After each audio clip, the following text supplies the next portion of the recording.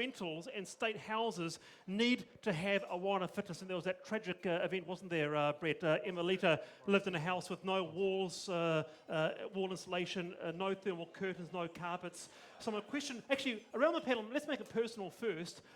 In your personal houses, how do you heat your home, Brett? We've got a central gas system. Okay, what about you, Ron? Mixture, wood range, which also heats the water. We use electric heaters, the oil-filled type. But yeah. Chris, what about you? Heat pump. Okay, what do you make of this issue here? What do you think? Do you think that all houses should have a warrant of fitness? Is that workable? Absolutely. I think if you're going to be a landlord and you're going to put a property up for rental, then you have a responsibility to make sure that it's a healthy home to live in. It's just part of being a landlord. It's if being a landlord is a business, then it's part of the cost of being in business. And so that's going to take, apparently, to the property investors about 9,000 homes out of the market. I think because it'll raise the rents. I think you've got to have a period of time in which landlords can bring their properties up to scratch. I don't think you could do it overnight, but I think it's not unreasonable to say that over a period of time, landlords need to bring their proproperties up to scratch. What about you, Ron? Private or state, should there be a minimum standard? Yeah, there should be a minimum standard, and I'd like to start with the government leading by example by imposing a warrant of fitness on state houses, and we could start there, and then we roll out into the private sector. But look, no landlord should be renting out a dump. End of story. Simple as that. Here. And particularly an unhealthy one where kids get crook. No landlords should be renting out a dump, and yet that's what the government does, Brett. Well, actually, we've done a lot of work, Wallace, in making sure we can do whatever we can to insulate the state houses we have. 48,000 of them got insulation. Yes, yeah, but 20,000 aren't. They're dumps, aren't they? So there is a reality that the average age of our state houses is 48 years old. Some of those simply don't have the roof cavities or the underfloor cavities to put insulation in. But look, I just want to make a point about what Chris said. Those 9,000 homes, he might give them time to come up to scratch, but the cost of it is still going to be borne by the tenants. So the only warrant of fitness plans we've seen so far are ones that would see rents rise, we think, quite dramatically for the tenants. Well, the tenants are paying already. More, Chris. No, the tenants are paying already. They're paying more. If it's a private landlord, the odds are they're paying market rental, and if they're not paying market rental, then the government's subsidising already. That is absolutely not a justification for allowing landlords to be slum landlords, and that's what they are. And this argument, argument that landlords won't do it, won't insulate their homes, is a load of crap. Because right now there are landlords all over this country who are getting their tenants to sign up to the program that actually allows the landlord to get the houses subsidised at governments at cost. And I know that because that's happening in the Wairarapa. Around the panel, are any of you landlords, Brett? No, I'm not. Ron? Sorry? Are you a landlord? No, I'm not. What about you, Chris? Nope. We'll come there back are 28 National Party MPs in the House right now who are landlords. There are many thousands of Kiwis that are landlords. They shouldn't be allowed to vote on the legislation. There's nothing wrong with it, really, is there, Ron? No. We'll come back to you on this. Let's go to Damien and then back. Yeah, Wallace, you told me just before the show we've actually got a world expert in our audience about rental housing. New Zealand-wide expert, indeed. New Zealand-wide expert. Not a world expert, not a world expert. Hello there, how are you? Would you like to introduce yourself, please? Philippa, isn't it? Yeah, I'm Philippa, and it's my group that's been saying we need a warrant of fitness because if we care about our cars, why don't we care about our rental housing? I understand that. People think, everyone needs to live in a good house. When I was a student in Wellington, I got offered a really cheap room and there was mould on the ceiling, but it was only going to cost me $60 a week. And I was like, sweet, I'll take that. That's what's, the trade-off.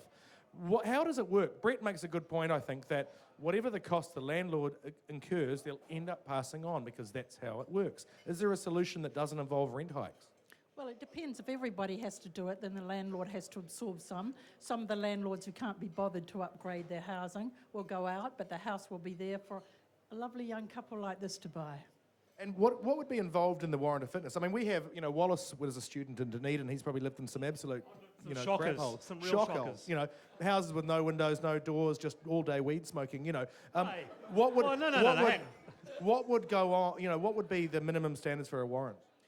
Basically, things that dramatically affect your health. So you have to have insulation and you have to have heating because there's no part in New Zealand that you can keep warm just by having insulation. But heating's not free though, is it? I mean, you have to turn it on. You have to be able to afford to turn it on.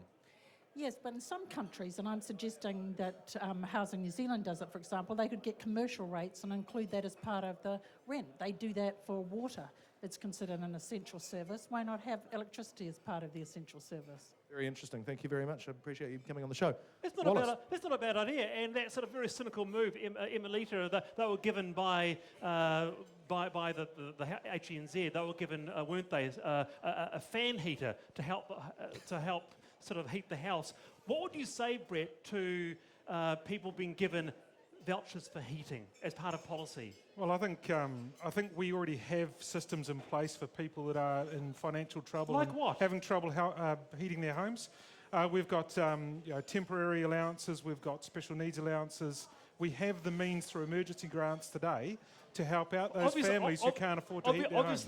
Obviously, they're not being able to be accessed, though, are they? Ron, No, they are. I think it was about 45,000 or thereabouts, 25,000, sorry, Wallace, of those have been issued in the last year. Chris, so they're in use. They're used. Already available. We don't need heating vouchers. Yeah, look, but I think that there are some ridiculous policies we need to look at. So if you're a Housing New Zealand tenant, for example, Housing New Zealand will only supply one heating source to your house. So if they come and put a heat pump in, for example, they take the fireplace out. That's just crazy. If there's a perfectly functioning fireplace in there, why would you take it out to put a heat pump in? So actually, in that there's case, no harm in leaving both in there. Do you agree with the suggestion that we should have vouchers specifically for heating? Not grants, not temporary compensation or whatever it is, but actual vouchers for heating. Well, it depends how it would work. I mean, but yeah, there's probably merit in something like that. Okay, Ron? Oh, let's just focus on getting the insulation done for a start. What's the point of heating a leaky old home and the heat's just going to pour straight out the door? You know, people are still cooking up their money to pay for heat that's been lost. It's dumb.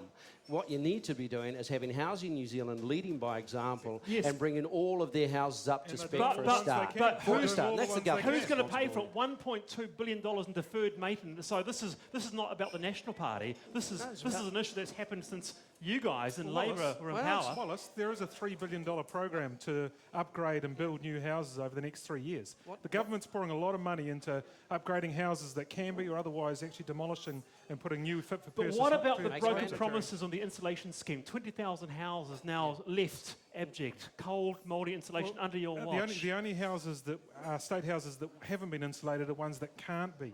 And the ones that can't be get other assistance in other areas. I don't understand this. Nick Smiths have said this, but look, why can't you put in thermal drapes, floor coverings in every single home? Yeah. So what's those so houses, hard about instance, that? If the house doesn't have a roof cavity for, say, bats or insulation in the roof, then something like thermal drapes is probably what they will get. All right. Yeah. I'll ask the audience, hands up those of you around the pub tonight, who thinks that heating vouchers are a good idea? Hands up. Can I also ask, Damien. who currently lives in a house that they think is not fit for them to live in? All right, can I do that one, Wallace? Yep. What's wrong with your place? The rental agency doesn't do their job. It takes 18 months to get a simple thing fixed and we do it ourselves. Is it unhealthy? Yeah, no insulation yet. Yeah. And Wellington, real cold, in winter. Yeah, this is my first winter in Wellington and yeah, it's a lot different from Levin. Very good. It's a lot different from the big city, folks. It's the big city. Look at all these people. Wallace?